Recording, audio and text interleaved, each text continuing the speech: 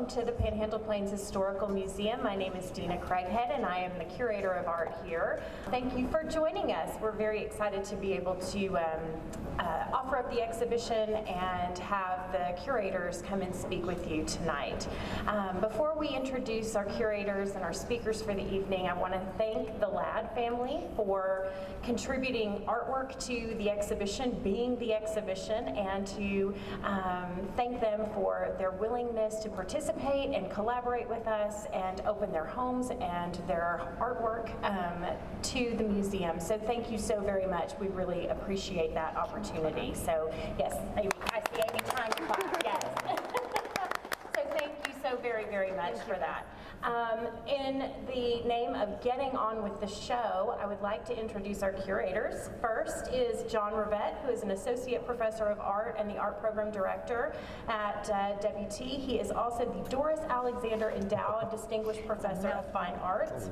I know. And his colleague, and mine as well, Amy von Lintel. Amy is the Professor of Art History and also the Director of Gender Studies at WT.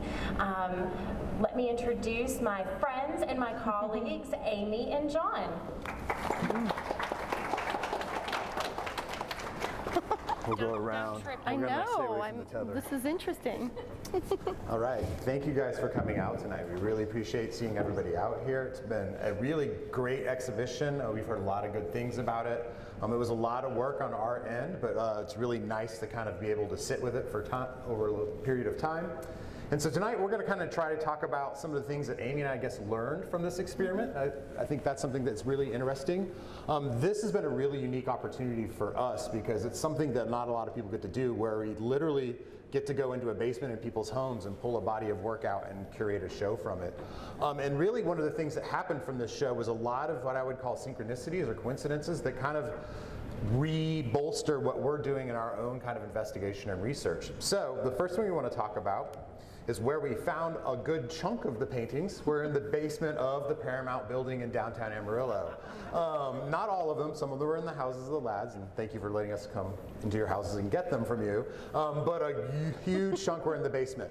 And this is something that Amy and I found very interesting, because Amy and I kind of have done this research on what we call art of the New West, which is art from the West, but it's not your traditional cowboy paintings or landscape paintings that you would see in Santa Fe and Canyon Road, things like this. And so it's something we've been interested in, and one of the things I became very interested in was Pueblo Deco architecture, and the Paramount building for me is kind of the hallmark of that in Amarillo, Texas. And so you see here the front of the Paramount building, of course, with the famous sign, and you see our students in the lobby that's been redone in the style of the Deco, Art Deco. But on the facade, you see these marks, and these are kind of the Pueblo Deco aesthetic, which is they take natural forms from the region and abstract them in kind of the Deco and decorate different forms. And that's something for me, as an abstract artist, is very interesting. It's something I really clued into. So to be able to go get this body of work out of the basement where this research we've already done existed really was a connecting factor, and kind of the beginning connecting factor we found. Okay, we're working from one mic, so bear with us on this, but yeah, you know, just a little height difference. Yeah. Oh, is that having feedback? Oh. Ah, aha. Double up. Okay. Look at us, I know. solving problems. Thanks, Deana. So what Jon is talking about here is modernism and modern and contemporary art that sometimes thinks that the Southwest is like peripheral, whereas the center is New York City. But one of the things that we've discovered again and again is this idea that modernism is so networked between regions, including New York City as a region, and including our area as a region, but also internationally, and we're going to be talking about that too. But the idea that, you know, the Pueblo Deco connects all through the Southwest along Route 66. You find it also in the Chemo Theater in Albuquerque. Just shows the deep, deep connections to our area, to the Southwest, as you traditionally define it. We don't have to do that. See? Oh yeah, I don't have to switch it. So yeah, when we take a really broad definition of Western art, and so it's something that I definitely do in my own practice, but we see other examples of it. Here we see students sitting in the Harwood Museum of Art on one side. That's the paintings by Agnes Martin. Agnes Martin originally she actually came from Canada, but she did work in New York City, but then she moved out to Taos, and if you ever see her works, it feels like being out on the Taos Mesa. So really, even though this would not be seen as Western art, she embodied that Western spirit that Amy and I talk about. On the other side, you see an art piece by Bruce Nauman. It's called The Center of the Universe, and it's in the middle of the Albuquerque UNM campus. And we see our students kind of hiding in it. But really, Bruce Nauman also is a New Mexico artist. He lives outside of Santa Fe and Galisteo, and I think he has the largest horse ranch in New Mexico. And so he's also influenced by us. So when we talk about art of the New West, it's this type of idea that we're really embodying. And of course, I do the same thing in my own work. Don't move forward. I want to say one thing about this. Sorry, we're going to play back and forth, and I'm going to stop him for a second. But let me give you a context of why we took our students there. We took our students to these galleries to do research for Bisttram. So what in the heck does this have to do with Bisttram? But the fact that Agnes Martin and Bisttram were in Taos at the same time, did they know each other? We don't have evidence of that, but they had to have known each other. It's a small place. And they have correspondences. That's so interesting. I mean, non-objectivity, the idea of being from or having traveled through and worked in New York and then winding up in Taos together. So this idea of networking, we just found so many connections with the Bisttram that we had already been interested in Agnes Martin, but suddenly these two things are talking to each other, or Bruce Nauman or whatever, in a whole new way. So we traveled to New Mexico with our students because of research for the Bisttram show. Yeah, definitely. Both these institutions have collections of Bisttram, so that's kind of where we were there. So there's before and after pictures you'll see as well. But again, to kind of tie it into what I do and what's interested me, and I have to put this slide in because this is a mural that I did at Amarillo College, and it's actually a painting based on the colors of Lake Meredith. I just put it in because that mural's now destroyed, so I wanted you guys all to see it. They're rebioling the basement, so it's really important, but it's how I do that, and it doesn't look like Lake Meredith, but it's that idea. I take the colors and the patterns of this idea, just like the painting on the wall here. It's how I distract it, but I do see myself as a Western artist, and that's kind of where Amy and I really connect. As I began to get more into murals and do more research, I began to start focusing on the Los Tres Grandes, which are the Mexican muralists, and then Amy and I began to have a dialogue about art from Mexico, and we're starting to see a much greater impact on Western, and specifically American modernism from Mexico, and so we actually had the pleasure of taking students to Mexico City to see this. I put two pictures together to make it look really great. But this is in the Federal Building in Mexico City, and this is a mural by Diego Rivera, very, very famous artist, probably the most famous of Los Tres Grandes, who are the three Mexican muralists. We see one of our students taking a picture of this. And it was a really unique experience to go and take students to see this. But what we found out in our research is that Emil Bisttram actually got a Guggenheim grant to go work on this mural. This was after we went and saw it. And so that really, when we started to get into this, showed we were on the right track with this kind of idea. Well, and you saw in the last image, the mural by Jon and the mural squad here. Now this connects to Mexican muralists, which connects to Bisttram, who became a muralist. Again, this kind of layers of networking that we discussed and discovered along the way. And we went to Mexico in 2019 before COVID, so we had no idea that any of this was coming. But just the idea to like see the connections between our area and Mexico City and the whole long history of Mexico and Mesoamerican art was amazing. But did I ever think that it would connect so closely to Bisttram? I didn't, but that was one of the amazing surprises along the way. Yeah, definitely, and it definitely impacted Bisttram, when he came back from Mexico. While he only stayed for like a month, I think, and he said it was a pretty traumatic experience for him because just the poverty of Mexico.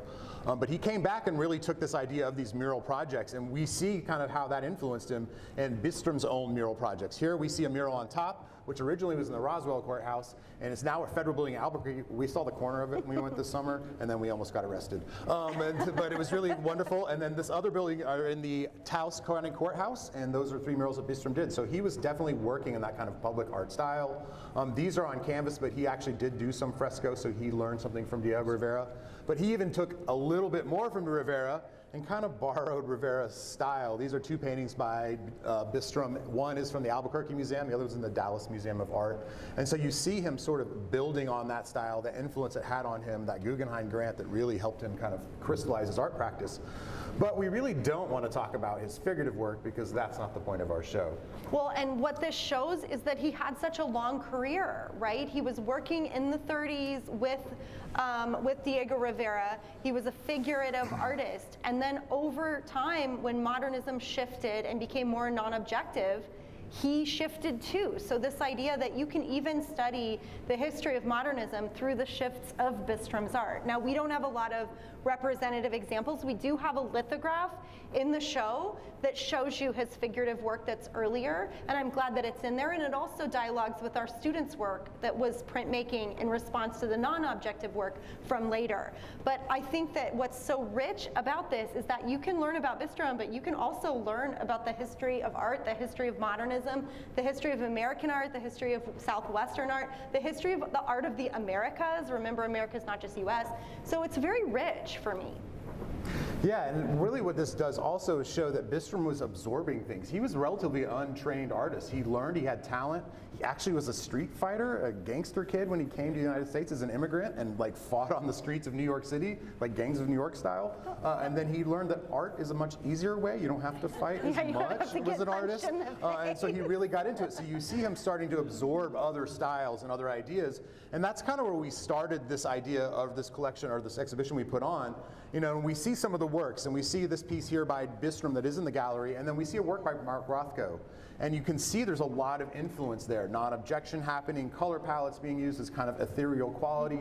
Now, Bisstram's definitely being more specific in his content, and Rothko is definitely more hands-off with his dedication of content. You do see similarities, and so while you saw similarities to the Rivera work, you also see similarities to this other new style of work, this abstract expressionism that starts happening about the same time he starts making these paintings. Well, and I just think it makes modernism so much richer because the story of abstract expressionism has been pretty narrow. It's been pretty New York School focused. And I think that when you open it up to these kinds of comparisons, it re-energizes the field of abstract expressionist art where someone like Bisttram can even play a role.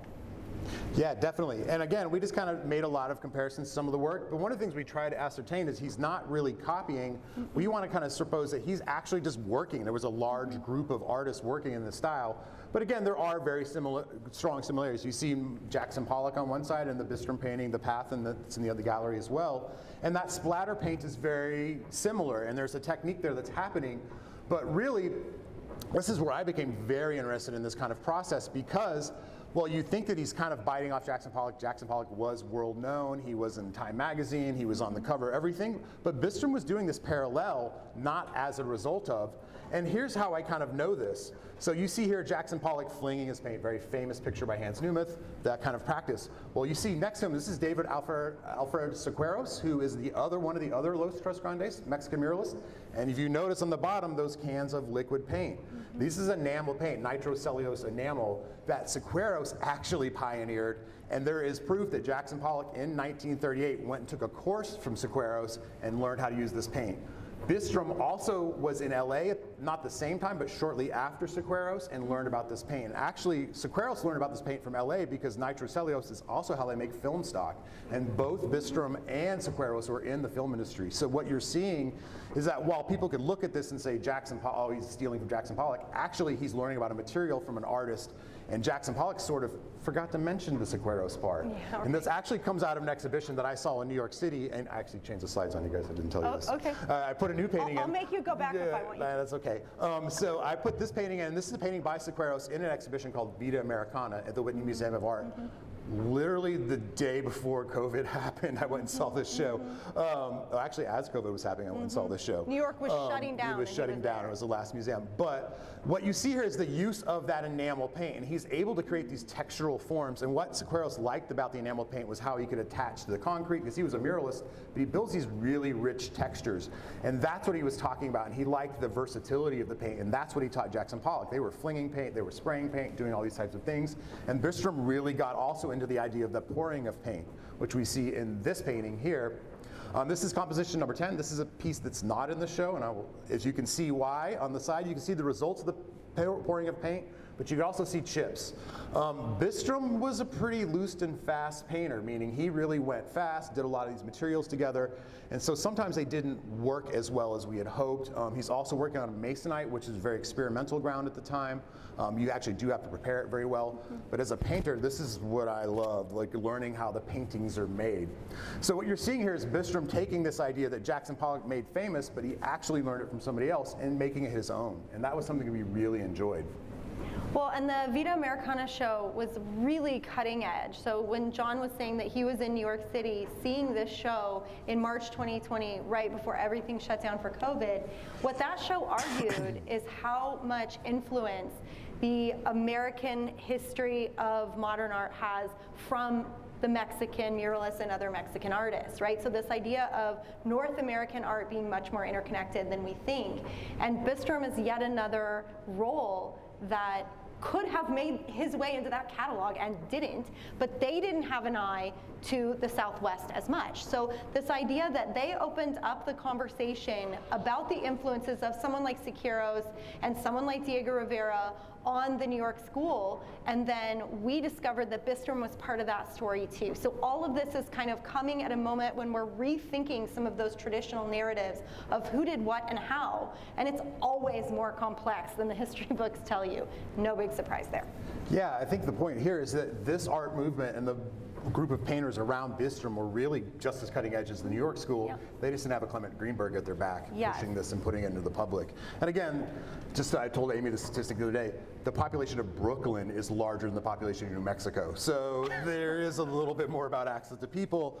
One of the other surprising things that we found and I discovered personally, was the work of Raymond Johnson, who was Bisstram's partner in the foundation of the Transcendental Painting Group. He is sort of the counterpoint of Bisttram in terms of the way they make art. He is insanely meticulous, has instructions on how to preserve his work on the back of his paintings. Every painting. Every painting, like an envelope with instructions. Yes. Yeah, it was fascinating to learn about him, and he's one of those artists that I really became interested in. And Johnson himself founded the University of New Mexico Art School. He was really progressive for modernism in the region. So he's a major force in this, and Bisttram was sort of the guy who lived up in Taos, and they talked a little bit, but Johnson really was pushing this idea forward. And we found out that he was also in dialogue with Joseph Albers, which is the painting next to that. Joseph Albers, if you don't know who Joseph Albers is one of the main teachers of the abstract expressionists. He taught at the Bauhaus School, came over the United States prior to World War II, and taught at Black Malcolm College, where many of the artists went. He also founded the Yale School of Art, or one of the main teachers. He wrote literally the Bible of color theory, called The Interaction of Color. And so he was a major influence on these artists. Also, another major proponent of art from Mexico. He went down to Mexico and wrote letters talking about this is the future of modernism. And so there was dialogue between these two artists. It just wasn't in the headlines. And Albers was more of the teacher and not the kind of famous rock star artists like Jackson Pollock or Rothko or those other guys. And to us, to find that connection shows that these guys were in dialogue. I mean, Raymond Johnson threatened to quit because Richard Diebenkorn, who is a world famous painter, wouldn't not make abstract paintings, and they were going to kick him out of art school. And he was like, I'm going to stay. This artist is really good. And supposedly there's a hidden Diebenkorn mural in Albuquerque that nobody knows where it is. It's in Old Town somewhere. Well, and I'll add to that the idea of, we didn't really say Bisstram's history, but Albers was an immigrant from Central Europe, as was Bisttram. Bisttram was born in Hungary and made his way to New York City, like very, very many artists, Willem de Kooning, Louise Nevelson, from Europe in that same era.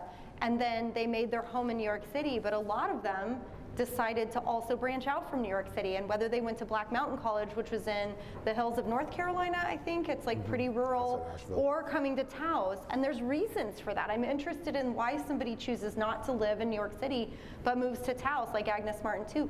And there's interesting ways that they see freedom out here. They see people not breathing down their neck out here, and they can really create. So there's something really alluring about this landscape and this place as the Southwest for so many artists. It's the wide open spaces. It's the wide open chicks spaces. sang in their song. Yeah. But again, this discovery of these connections, and specifically the work of Johnson, was something that really, really struck a chord with us. This was sort of the secret that we found. These are actual murals by Johnson in the UNM Science Building that we got special tour. Like, hey, do you want to see these? And this dragged us over to look at these paintings that were really spectacular. Something that we really fell in love with. And you can see here that Amy's so in love with them, she's kneeling before them right there. Oh yeah, I'm worshiping. I didn't know I was in that picture. She's actually taking a picture, but it looks really good. I found that picture. I thought it was accurate. But it's really good to take the students in and allow them to see this kind of stuff. You can see me staring at these paintings. If they didn't have glass in them, I'd be right on top of them. That's just how I always kind of work. And this is really funny because as I was looking at these science murals, I began working on my own murals for the science building. And you can see the same students exactly working on this mural. This picture was taken like a week ago in the painting room. And so that's about to come up in the science building. But again, so for me, another connection, we go and see these artists working with universities, doing this kind of experimental content, and then being able to put them in these kind of high-end spaces. I mean, this is a really weird project, and I'll explain it later, but it's based on science. It's about us being able to do this. And the best part is being able to have our students engage in this. I think they get to have hands-on. They get to walk into the science building from now on and see these murals up. They get to see this mural on the wall that they've done. And that to me is really kind of the best part of this. And you know, there are little things about this that we got out of this practice that we didn't expect. Like we see this picture. Hold on, I want to say something about She's murals. gonna say. I've got to say something. Yeah. Okay. Sorry. So one of the things that I love about what Jon is doing, when Bisttram came back from his trip to work with Diego Rivera in Mexico, he decided he was going to found a Western mural movement.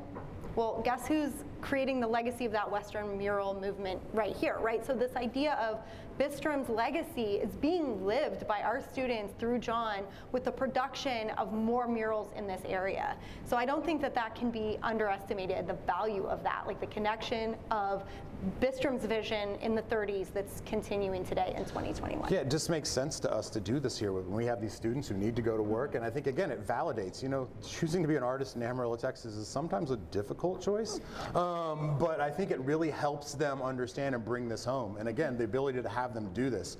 But even then, we got even more golden little treats. Like we got to go see Larry Bell. And if you don't know who Larry Bell is, he is a world famous artist. I just happened to meet him a long time ago, and he lets me bring my students. He was really great with the students. And what was really unique about this experience is that photograph is a photograph of a recent piece he put on the roof of the Museum of Contemporary Art in LA.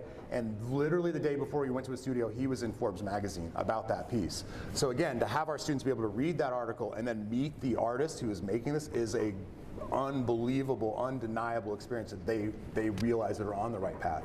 And in his studio, we saw mock-ups for this very piece, and we saw kind of trial piece in his garden for that piece. So one of the things that our students are learning is that these things don't happen in a vacuum. That networking where, you know, Larry Bell has been an important light and space artist from the West Coast since the 60s, but he continues to be an artist that's producing work. And he was also incredibly generous to sit there and talk to our students about his guitar collection. You know, what we realize is that art is about the people and the connections and the humanness. And you know, Bisttram, we can't get to know him as a person, but his humanness comes out through all of these other discoveries that we made. And he was friends with people that we're interested in too. So it's not just the biography of one artist or the show of one artist. It's this interconnected humanness that is worth why we're all here right now. You know, why we survived COVID and why we're still trying to fight through all of this. It's because of those connections. Sorry, I'm getting like deep about this, but I think it's really meaningful. It's not just art on the wall. It's not. Well, we just got unique exposure. Like, as soon as we came to all these institutions and said, we're doing this on Bisttram, they're like, you know who Bisttram is? Like, wow, we have all these paintings. And it's really, like, they were kind of impressed by that. I mean, we got unfettered access at the Harwood, which is literally across the street from Larry Bell's studio. They took us into the basement to look at their vaults and to look at the work and to show them the Bisttram there. They pulled out drawings of paintings that are in the show for us to look at. Like, and this was on a day they were closed. And on a day where the power went out and we got locked in the building. Yeah. But that's another story for another day too. Yeah, we almost had students locked in the elevator, but thankfully we were out of the elevator. It was a very unique experience, but it was, I mean, but even that, like all of a sudden our students were stuck with curators and we had to sit and talk and like be human. And I think that connection is really what makes this project really tangible. So this discovery was one of my favorite surprises. We didn't know what we would see at the Harwood, but they pulled out file upon file upon file of his drawings. And I mean, I loved Bisttram as a painter, but his quality as a drafts draftsperson. I don't know if that's the word, a person. We used to say draftsman, but I'm gonna say draftsperson. But the line quality and the charcoal and the pencil, I mean, these little objects were magical for me and the students. And then we went down, so what I'm showing you here is a piece in the vault that wasn't on display, but they can show it, you know, when they bring it up from the vault, but it connects directly to that drawing. So we started to discover preliminary drawings for the paintings that we have in our show. And that was really, I did not expect that. That was magical.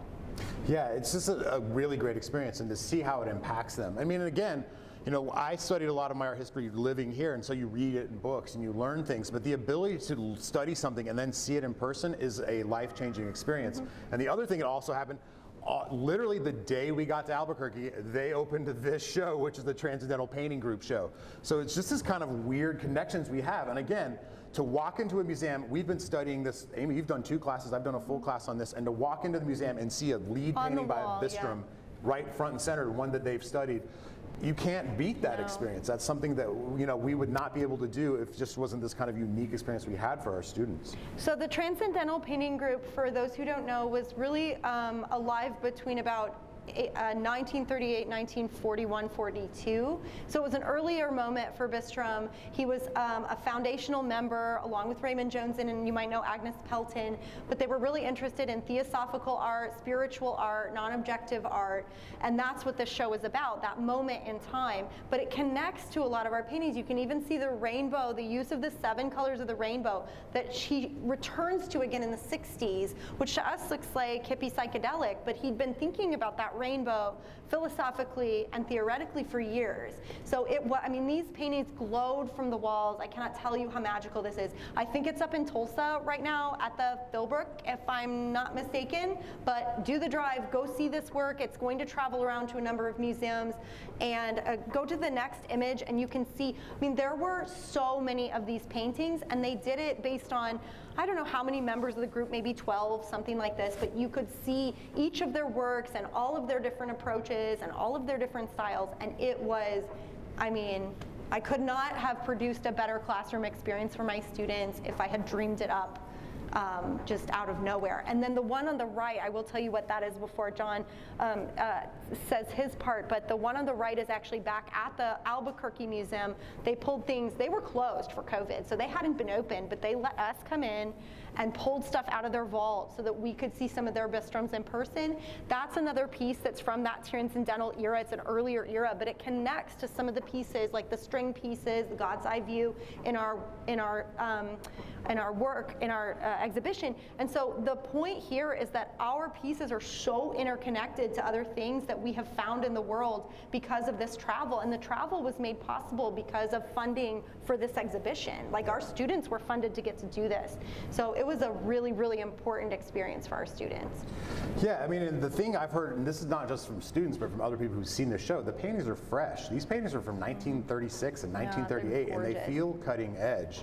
You know, and you like to say, everybody likes to say that AbX was the first great American painting movement, but this was 5 to 10 years before AbX was happening, and this is a group of American painters making work. So again, it's all about press and who you know, but again, what we're trying to show here is this was not just one group of painters. This was a whole country of people doing things that were really spectacular. And again, to give that gift to our students was an amazing thing, and on top of them getting to see the work, they actually had to do the work too. We put them to work. This is one of the scale maquette of the gallery I made for them, or make them make for us, and had printed all out. And so we actually curated the show months before the show ever went up on the wall. I really like math. If you meet me, I'll really freak you out about math. But I did all the math measurements, made it all scale, figured out for them, and had them do it. But on the other side, you see them really taking the picture. Like, they actually shot the slides in the catalog. Like, they had hands-on experience with this entire project from day one. And there's more pieces than are in the show. There's like 50 something, and we have 30 something in the show. And the students helped us select which ones, to figure out which ones were worthy of hanging and which ones needed preservation. They helped us wrap carefully and set aside those pieces and catalog them. They did the photography, they did the planning, they helped us figure out what order we want them on the wall, and we'll talk about that later, I think, because it's a really interesting choice that we made to tell not a chronological story, but a thematic story. And so yeah, the students learned practical experience they can take out into to the world to get a job. This was a very hands-on learning experience for our students. Definitely. And we just want to thank everybody. We want to thank the lads, we want to thank the donors, we want to thank all the people for coming out today and seeing this. It's been a really wonderful experience for us. Amy and I were trying to figure out what we were going to do in this lecture, and we were like, we've talked about everything, what are we going to do? So we had to come up with something new and exciting, and so the new and exciting part we're going to add is the Q&A with Deana. It was a nice entry. You ready to get into it? Bringing Deana back. Yeah. Okay, so questions and I answer all of them as I was writing them down. Yeah. So we'll just see kind of where we go. One of the things that I want to stress is the conversation coming in from other countries. You mentioned the fact that Bisttram was from Europe, but there were lots of other artists that were coming in that same way, and connecting to some of the research that I've done with Mexico and this kind of migration of people to Mexico. I think it also parlays in some of your research of women of the of abstract expressionism in the West. So talk a little bit about this idea of the freedom and the experimentation that happens when you kind of take yourself out of that traditional New York market, but also what happens when you have the freedom to travel and see other parts of the country and other parts of the world. I think that's an important part of how Bisttram connects kind of in a larger context. Okay, many, many things to say. One, I'll say that what I love about artists that travel to our area in the Southwest is that their art gains a sense of placeness. And you see this with so many artists. You see it with Agnes Martin, like you said. You see it with George O'Keeffe. You see it with the abstract expressionist women that I've been working on. We just had a show at Amarillo Museum of Art that some of you may have seen. But the idea that New York artists came out here to teach and network and sell their art, but they also they started to make their art horizontal rather than vertical, because vertical is New York City and horizontal is our spaces out here. They added more color. You know, this area is known for its light and color and its vibrancy of color, even in the land itself.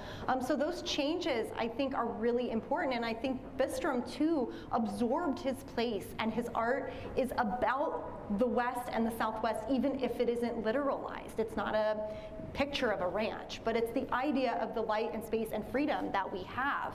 I think also one of the things to talk about what Deana's mentioning of her work, the idea that these artists were on the move much more than we think, right? They didn't stay put. They had cars, they had planes, they were going to Mexico City, they were going to the Southwest, they were going to LA, and they were going to New York City. So that networking, I know I keep repeating that word, but it's literalized through travel. And travel really, really impacts artists. And this is something we tell our students, hey, let's get out of this area, let's go to New Mexico, let's go to Mexico, and it changes their life. That's like the thing that Study Abroad says, it'll change your life, but it really does. It opens your eyes to a different set of light and inspiration and placeness that I think cannot be underestimated. Yeah, definitely. I mean, that's the number one rule we'll give to all our students, just get out and see it. Because I think for me specifically, it's validating. You realize that art is a universal language. I can walk into galleries all over the world and see art that I know and I love and I understand because of the stuff I've learned here. I think it's really important for students to see things. I mean, even me, I was actually not born in the United States. I was born in Europe. I don't think I'm an immigrant, right, Mom? She's back there. No, I'm not technically. Here? Yeah, my mom's in the back row. But I got to travel all over Europe as a baby, and while I don't remember any of it, I played on Roman ruins as a kid. She corrected me when I went to my first Roman ruins. I thought, she's like, no, you've been to lots of them. I didn't remember any of that, but it definitely built into my consciousness why I am who I am today. So it's your fault for having me in Europe, Mom. But it really became this idea of you got to experience these other cultures. I mean, going into Mexico and even a place where they don't speak the same language, you can connect through the art, and that's been really helpful. Now, why do people respond out here? I'll just kind of quote Larry Bell. Larry Bell told me, he's like, I love New York, I love LA, but I have a studio in Touts because I can actually get stuff done. Because there's too much to do in those other places. Okay, so you've talked a lot about the the opportunities that travel allows students, and I think I'm a benefit of that too. I got to go on that trip to Mexico. But one of the things that I want you to kind of give us a little more insight on is the role that students play, because not only did they, help you take stuff out of the basement and they got to go on these trips, they were integrally involved. Yeah, that's a difficult word for me to say today. They were really involved in the process of placement and where things went in the gallery. So, kind of talk us through how the students were involved in the curation of the actual exhibition and how things are installed, but then also talk to us about, the surprises that you found along the way, because we all know that curation is not a straight line. You have a plan and you know it's going to change and adapt and amend itself. So just give us a little more insight to how the students responded to that and how you kind of guided them through that process. Do you want to talk about the print process with the students and the room of education? Yeah, we could talk about that back. So the role of education for me as an artist, we did talk about curation, though Amy and I really took the lead on it, so we sort of taught them more about how to prepare work and how to arrange work. But really what I taught the students was how to break an image down and how to study Bisttram and how to learn from that and show all the different styles. And so if you guys go into the back room, you'll see a print project that my students did in their printmaking class where I made them copy a Bisttram painting. And by doing that, they understand how to build a painting, not just me telling them, but actually figuring it out and breaking it down and reverse engineering a painting is an amazing lesson for students to learn. I have to interrupt you there for just a second, because if you haven't seen the catalog yet, Amy and Jon each wrote very extensive essays for the catalog in addition to the Bisttram expert, Ruth Pasquine. But the breakdown and the way that the two of you talk about the work, I think, is really interesting. Jon's focus was really about the making and the process, and Amy really focused on this kind of larger context and the art historical placement. So I think it's a really nice conversation that the two of them were having in the catalog among their essays. So I just kind of wanted to make sure that everybody was aware of that conversation as well. And those catalogs will be signed by us and are on sale after In that the room over there. presentation. As are the prints. You're more than welcome. Yeah. Support our starving students, please. Okay, back to students. I don't think you finished. Jon was telling us about this back room, which I could tell you about, but he did so much of this hands-on work with the students, so I'm gonna let him talk about it. But if you guys don't make it to the back room, you will kick yourself, because that's my favorite part of the whole show. They did it. They figured it out. Okay. Once I just put them on the path, they unwound it and figured it out. I mean, and that for me as a teacher is just really gratifying to watch them figure out how to do those things. And I think that's what I got out of this, is to see how much they responded to this real world opportunity. Well, and what that back room includes is prints made by Jon's students in his printmaking class, and it also has a video feed of, so in fall 2020, when we were doing what was called high flex or some such nonsense with COVID, where most of our students were Zooming from their bedrooms, what we did is have them do research on one of the paintings and then do a video of themselves talking about that painting, kind of for promotions for the show that we knew was coming up. And what we did is did a Zoom background of that painting, because they couldn't be with the painting because we were all in lockdown. And so what was nice though is that the students got to learn about the making and then learn about the research of the painting, and also learn about how to share it with others and the educational quality that you can have in a museum. And so that room is, to me, the crux of our Bisttram show. One of the things we didn't mention, but we will have to mention, Bisttram was a teacher. One of the ways that he paid his bills, he did not make the kinds of market value prices that Jackson Pollock or some of the main New York artists made, but he was a consecutive teacher his whole existence as an artist. And so sometimes teaching is seen as kind of backup work, if you're an artist, you don't have to teach. If you have to teach, you're not a good artist. That's not true, especially for someone like Bisttram, because he would bring his paintings in the classroom. He taught alongside his students. He would allow his students to choose between figural and non-objective. He was always involved in teaching. And so the fact that the PPHM was okay with us doing a kind of educational room and perspective on the show, I think is so fitting. Okay, so we've run kind of long, and I have one more question for each of you, and then we can open it up for questions from the floor, or we can do that more individually, just depending on how you all want to handle that. But Before we break, I want to give each of you, Jon and Amy, the opportunity to share with us the one kind of defining moment in the experience of the curation of, I know that's like, hey, you have the opportunity to say anything. So what was the one experience that you feel like defined this project for you? What was the one takeaway that you hope people get as they leave? Okay, I don't know if it's the one, but it is one. It is when Jon got, did you use the PPH van, HM van? Okay, so we got the PPHM van, and we drove up to the lads' houses, and we pulled up, and we basically rated their houses of these beloved artworks that, you know, it's like they're family members. And we're like, okay, we'll borrow them for, you know, a year, sorry. And they were so generous to let our students come in with gloves on and learn how to remove the painting from the wall, carry it out, wrap it up, ship it down here, you know, put it in storage safely. But that idea of the trust that the lads gave us with these works of art that are part of their family heritage and legacy, it was really special because I felt like, I don't know, I felt like, first of all, for an art historian to get to just touch the art is cool. I mean, you get to do that all the time, but I'm like, I'm gonna touch the art. So it was like, me, my students, artworks, and collectors all in one space sharing and trusting each other. It was great. Yes, that was really an amazing experience. And again, patronage is something that's worthwhile. And I think that's what really, you know, when Tom hung that painting next to my painting, really opened up this adventure that I didn't really expect I would go on. Tell that story again. I don't know if they know the story. So Tom bought a painting from me a long time ago, and he hung it in his house and put it next to these two paintings. I didn't know who they were. They were Emil Bisttram, and I was like, this is a pretty good work. This is really nice.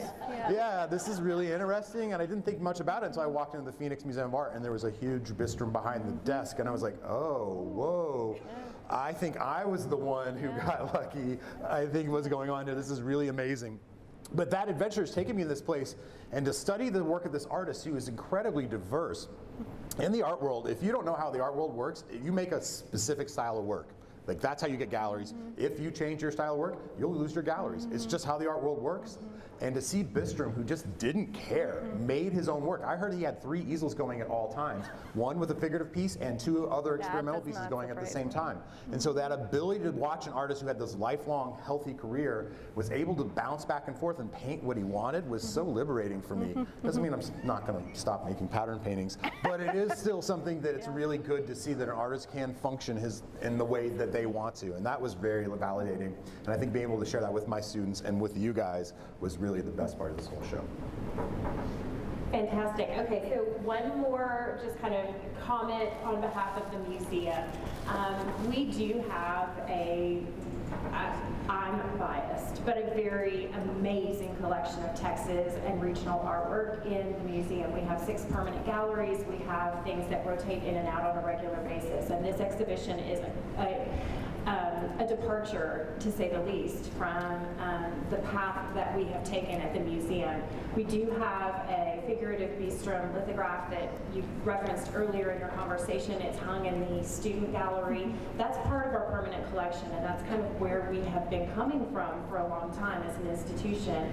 I want to reinforce with all of you that while that is incredibly important and a thing that we are going to continue to be dedicated to, it's so invigorating and exciting for me and for the museum as a whole to be moving in this new direction and be thinking about the new ways in which we can redefine what we think we already know about art, especially as it relates to our region and our area. So I want to thank all of you for being here. I want to thank Jon and Amy for sharing their experience. Again, I want to thank the lads. This simply could not have happened without your support and generosity. Amy spoke to that very eloquently. And all of the students who participated. I know there are a lot of you here tonight, and I want to thank you so much. Will you have them stand up? Yes. If you're a student, Marcia, Tiffany, Lindsay. Stand up. Thank you guys. Thank you guys. Yes, good. And alums.